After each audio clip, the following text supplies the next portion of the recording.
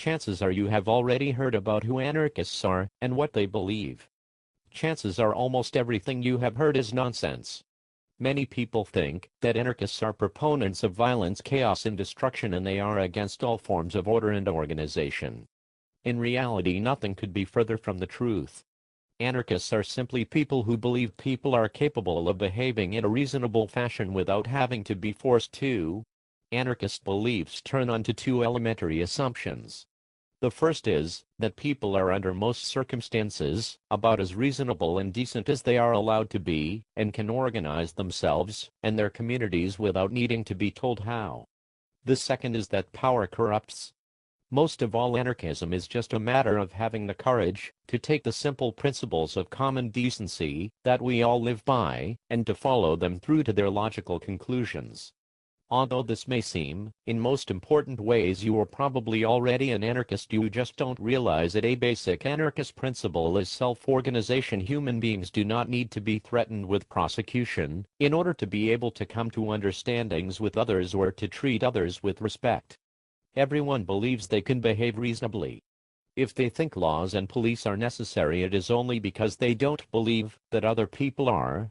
Think about it, don't those people all feel exactly the same way about you? All the antisocial behavior which makes us think it's necessary to have armies, police, prisons, and governments to control our lives is caused by the systematic inequalities and injustice they make possible. If people are used to being treated like their opinions do not matter, they are likely to become angry and cynical, even violent, which makes it easy for those in power to say that their opinions do not matter. Once people understand that their opinions do matter just as much as anyone else's, they tend to become remarkably understanding. Anarchists believe that for the most part it is power itself and the effects of power that make people stupid and irresponsible.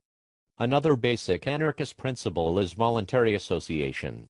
This is simply a matter of applying democratic principles to ordinary life every time you reach an agreement by consensus, rather than threats. Every time you make a voluntary arrangement with another person, come to an understanding, or reach a compromise, by taking into consideration of the other person's particular situation or needs, you are being an anarchist.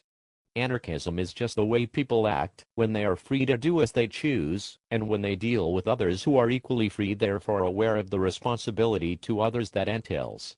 This leads to another point. While people can be reasonable and considerate when they are dealing with equals, human nature is such that they cannot be trusted to do so when given power over others. Give someone power, they will almost invariably abuse it. Anarchists believe that power corrupts, and those who spend their lives seeking power are the last people who should have it. Anarchists believe that our present economic system is more likely to reward people for selfish and unscrupulous behavior than for being decent, caring human beings. Do you really believe those things you tell your children, or that your parents told you? It doesn't matter who started it. Two wrongs don't make a right. Clean up your own mess. Do unto others. Don't be mean to people because they are different. Perhaps we should decide whether we're lying to our children when we tell them about right and wrong, but an anarchist would point out, in fact, what we say to our children is right. Most every great worthwhile achievement in human history, every discovery or accomplishment that's improved our lives, has been based on cooperation and mutual aid. Well, likely as not, there will always be competitive people in the world. There is no reason why society has to be based on encouraging such behavior or making people compete over the basic necessities of life. That only serves the interests of people in power, who want us to live in fear of one another. That's why anarchists call for a society based not only on free association but mutual aid. The fact is that most children grow up believing in anarchist morality and then gradually have to realize that the adult world doesn't really work that way. What if we really could start to build a world which really was at least founded on principles of justice? Wouldn't that be the greatest gift to one's children one could give?